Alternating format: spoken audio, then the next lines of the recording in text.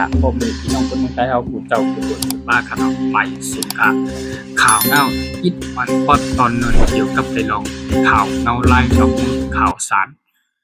ในเงาลายเป็นปังตึกกันอยู่ในยามพ่องมาเดียวในค่ะเนาะตั้งเมืองอิสราเอลหิมกาอเมริกันตั้งอีหลานนั่นในค่ะเนาะตาเหลียวในก็ไล่มีการหล่อนาซึกเปิดนาซึกใจเอ็นแห้งภายตึกในกังหาวนั่นหลอตึกกันอยู่ในยามพ่องเมื่อเหลียวเนี่ยนะครับเนาะขาเฮาไหลมาทัดสั่งมันก็ไหลมาเอาหัวข่าวเกี่ยวกับไปลองเงาไล่นอกเมืองนั่นเอละมาต่อไต่ผลเผานี่ปอมมีพี่น้องเขาในเมืองไต้ปะปื้นกูจะกูเป็นป้าบ่ได้ถ่อมในยินนั่นนะครับเนาะมีหัวข่าวเกี่ยวกับไปลองวิดีโอนั่นก็เกี่ยวกับไปลองหัวข่าวขอหูในขณะพี่น้องเขาไปตัวย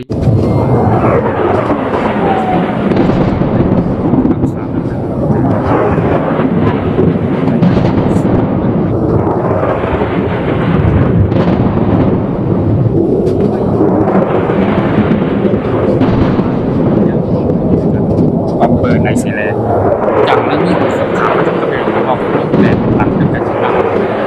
ไรมากก็ไต่ข่าวว่าเป็นของเขาแต่จากแต่ตั้งข่าวสารมันข่าวแล้วคือตอนย้ำกันนั้นในข่าวว่าไรมากลงเขาเป็นเขาใหญ่น้ำกำใน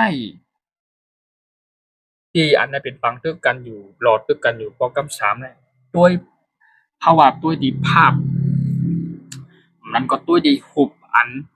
ที่อันหมากลงในตกใส่นั่นแล้วยื้อเข้ากันนั่นแล้วจ้อยเอ็นเฮียงกองทัพภายตั้งคืออำนั้นก็ดียื้อบนห้องว่าปานวุฒิ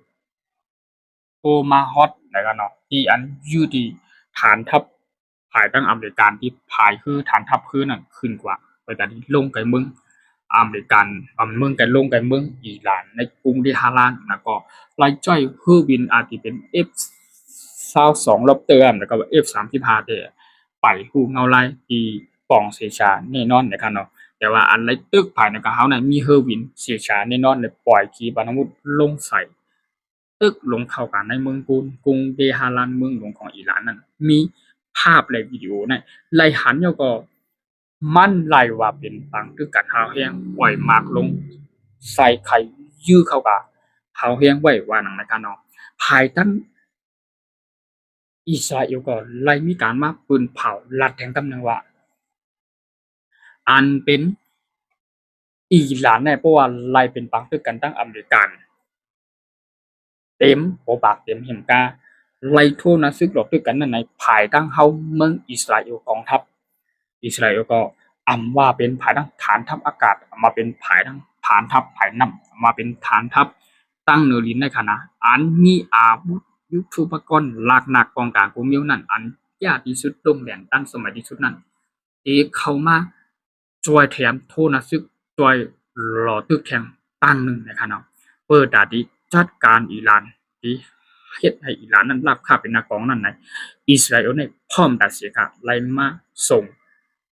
สัญญามันจะอะไรมาส่งความถึงอเมริกันว่าอำเป็นสังเมืองเกาคากองทัพเป็นแห่งเกาคาในอิสราเอลในพร้อมตียิบมือพร้อมตีโทษนะซึกหลอดตึกจอยแข่งตั้งหนึ่งว่าหนังไหนก็ในสิแลมหาอำนาจนำปัดหนึ่งในกัมพาในก็อเมริกันเองแห่งอันใหญ่ที่สุดในความไทยความว่าทรงพลังที่สุดในกันเนาะกำนายภายตั้งมหาอำนาจแข่งเมืองในก็เมืองอิสราเอลอาวุธหลักหนักกองกลางกูมิวยากที่สุดลงแหลมที่สุดในกัมพาในก็ในสิแลไลมีการมาอุบโอ้ปืนเผาคอความถึงทางเมืองอเมริกันกองทัพแห่งอเมริกันนั่นว่าเกาคาในอิสราเอลเนี่ยเมืองกองทัพเมืองอิสราเอลของเกาคาเนี่ยตีพร้อมตีหลอตึกนาซึกจอยแถมเปิดตัดจัดการอิหร่านนั่นเกาคาพร้อมตัดสินในเพราะว่าอะไรเป็นปังทึกการตั้งอเมริกันในอิหร่านและฮาวแฮงเนี่ยอิสราเอลได้ที่เข้ามาจอยส่งเครื่องบินผายตึกในกฮาวเนี่ยหลอตึกเขาแทงตั้งในอิหร่านเนี่ยก็ไล่มีผู้เข็มลงสองผายสองตั้งเห็นกาเนี่ยหลักหนักกองกลางหมากลงผายตึกในกลางหาวเนี่ยไล่ว่าเป็นอันหาวแห้งนะครับเนาะอิหร่านเนี่ยเพราะว่ามีเครื่องบินผายตึกแหลตัวยุทธสกัด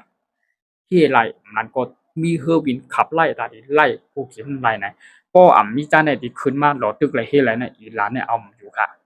อบในเสียแหละอเมริกานั่นก็เป็นกองทัพอินเดียอันใหญ่ที่สุดในกัมพูชาเย่ามาหรือนั่นเสียงก็อันลุ่งเหรียญในปลายวนอุติกุมิวอันยากที่สุดในกัมพูชาในลองมานับปัดสองนั่นก็คือเมืองอิสราเอลกองทัพอินเดียอิสราเอลภายทั้งตึกในกลางห้องว่า IDF กองทัพอันในขณะเป็นกองทัพภายเมืองอิสราเอลในลุ่งแรงภายตึกในกลางเนี่ยยากที่สุดในกัมพูชาขณะ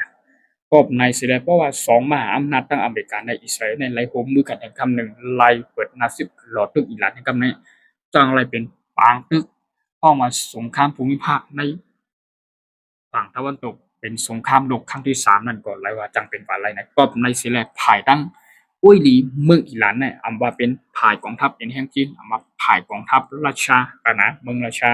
อำว่าภายกองทัพเป็นแห่งเมืองทั้งโคเรียเหนือในขณะที่อันเป็นจุ้มอุ้ยหลีของเมือง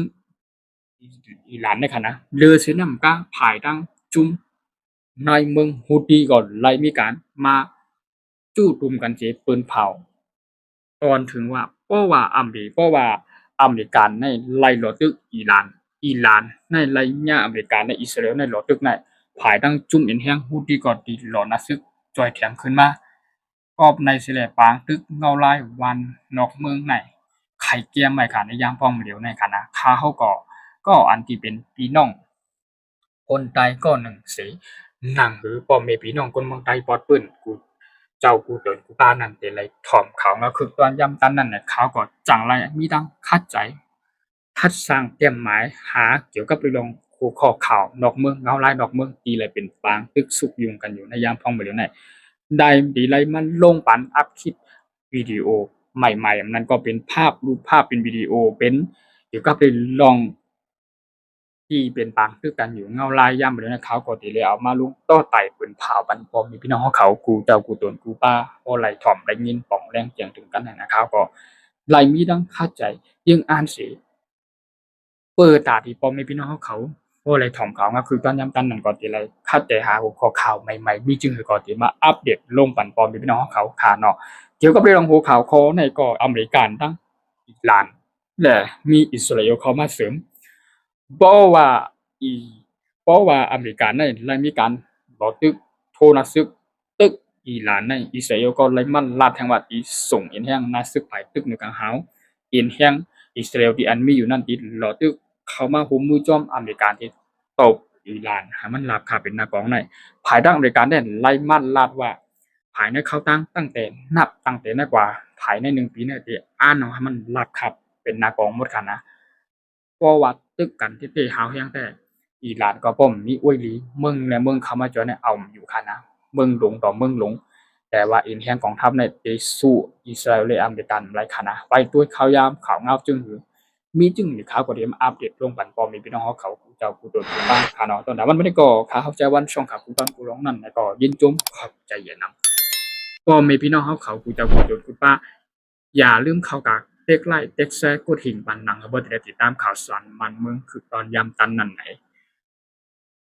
ยินจมขอบใจเย็นนำแต่ที่เขามาเป็นปฏิบัติเนี่ยอันแห่งเขาเป็น FC ของเขาตาเสียของเขายามนะครับไม่ซึ่งกูก็ขาดแต่วันนี้ก็มีหัวข้อข่าววันนั้นนะครับไม่ซึ่งครับ